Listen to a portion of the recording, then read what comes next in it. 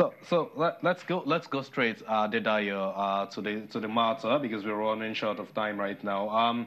We've seen so much of weak sentiment in the market lately, and yet we've seen some positive earnings. Of course, we also have a couple of mixed earnings and really battered earnings of companies in terms of the Q3 2018 and 2018, I beg your pardon. Give us a sense more of why we are having this kind of dilution in the system. Okay, so what we've seen so far based on the earnings releases by most companies, we've seen it's been mixed basically. So we've seen some improvements in some areas, in some companies, in some sectors, there have been underperformance in others. For instance, in consumer goods, breweries, have been heavily battered. Nigerian breweries, posted a very, very poor performance in Q3 2018. Nigerian breweries is an example. You got a whole lot of others. Yes. Guinness too was not. Guinness, absolutely. The brewers basically are facing a very competitive segment. New entrants have come into the market, and there is a very big fight for market share in that space. So most companies are competing on price basis currently. So you have new entrants in the market offering cheaper prices for consumers, and trying to take market share away from the big guys in the market. So in banks as well, you see that the low yield environment you saw over Q1, Q2, Q3 also affected performance because across most of the banks, including tier 1 banks, especially, you see that interest income, income generated from on interest basis was marginally lower, but most of the performance we've seen is due to, GT Bank, Access Bank, for instance. The performances to the bottom line has been decent, and the factors driving the gains are what you see: lower impairment charges, better grip on costs.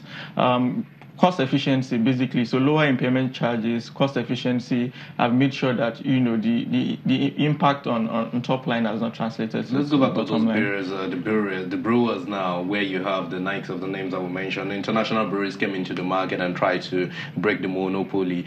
Should we say that Nigerians are no longer drinking beer as much as we used to do, or it's just the systemic problem?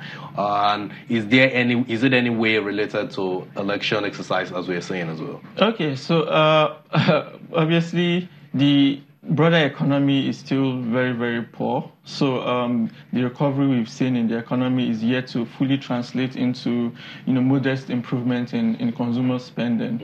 So all the consumer goods firms basically rely on households to continue to spend money. So basically it's a mix of two factors. Consumer spending is still very weak, and there's now new competition, intense competition in the market.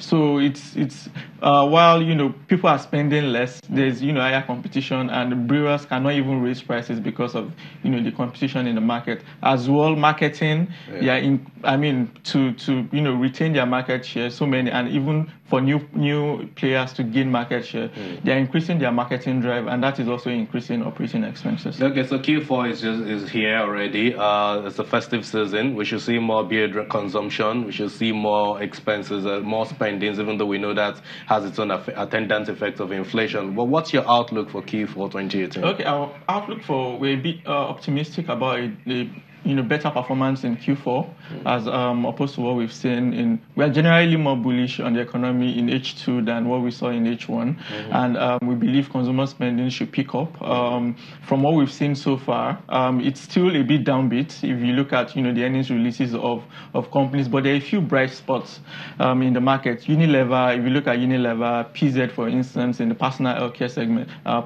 segments, you see improvements in their earnings. If you go into ICT, you see MTN recording a very, very good performance in Q3 as well. So we believe in Q4 too. We expect more of that, more of such gains in the economy. And in the oil sector, oil production is up, oil prices are up as well. So that should support a very good outcome in Q4. Much thanks for your attention on this analysis. Really appreciate it. Thank you so much.